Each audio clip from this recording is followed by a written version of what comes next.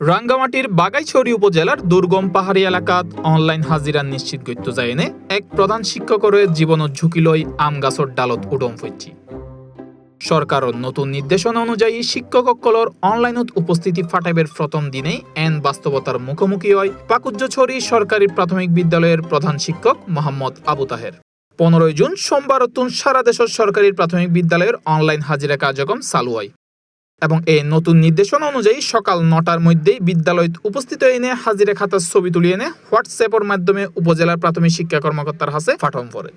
তবে বাগাইছড়ি ইউনিয়নের পাকুজ্জছড়ি সরকারি প্রাথমিক বিদ্যালয়ত মোবাইল নেটওয়ার্ক ন থাকানোর কারণে চরম ভোগান্তিত পড়ে প্রধান শিক্ষক আবু তাহের। সরকার আমাদের নির্দেশন দিয়েছে, আমাদের অধিদপ্তর থেকে আমাদের শিক্ষক হাজিরা, সকল শিক্ষক হাজিরা যাতে ছবি করে হোয়াটসঅ্যাপের মাধ্যমে উদ্বোধন কর্তৃপক্ষের মাধ্যমে পাঠানো হয়। কিন্তু আমার স্কুলের ভিতরে 4G নেট নাই এবং স্কুলের ছাদেও নাই, এবং আমি দেখলাম পাহাড়ের উপরে উঠে দেখলাম পাহাড়ে নেট আছে কিনা, পাহাড়ের উপরেও নাই। আমি চিন্তা করলাম যে কোনো একটু গাছে উঠলে কোনো নেট পাওয়া যায় কিনা। নেট পাইলে নেট যদি পাওয়া যায় তাহলে আমি আমার এই হোয়াটসঅ্যাপের মাধ্যমে আমার ছবিটা পাঠাতে পারবো। গাছে ওঠার পরেও আমি নেট পাইনি।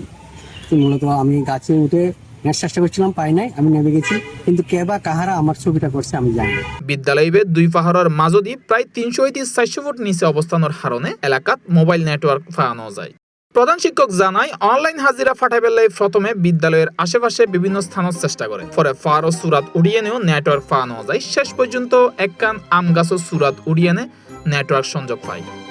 তে জানাই অনেক হোস্টে গাছর ডালত উড়িয়ে নে নেটওয়ার্ক পায়। হাজিরা ফাটাইতে কিছু দেরি হওয়ার কারণে দমক উনম ফইজি। ফেটত দায় সৌরি গরির সৌরি বাসম ফল্লি ঝুঁকিত লম ফরিবই। সৌরি নতাগিলি পরিবারের ভরণ পোষণ চালানো কঠিন হয়ে পড়িব।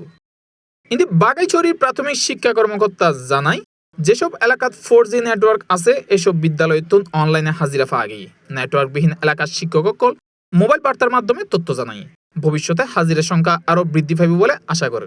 দুর্গম পাহাড়ি অঞ্চলত যোগাযোগ ও নেটওয়ার্ক সংকটের বাস্তবতা নতুন করে সামনে আসি এই ঘটনার কারণে। ডিজিটাল ব্যবস্থার সফল বাস্তবায়ন, অবকাঠামোগত সীমাবদ্ধতা, দূরগরিবের প্রয়োজনীয়তার হতাও তুলে দিচ্ছি সংশ্লিষ্ট অকল। C+ TV, Chittagong.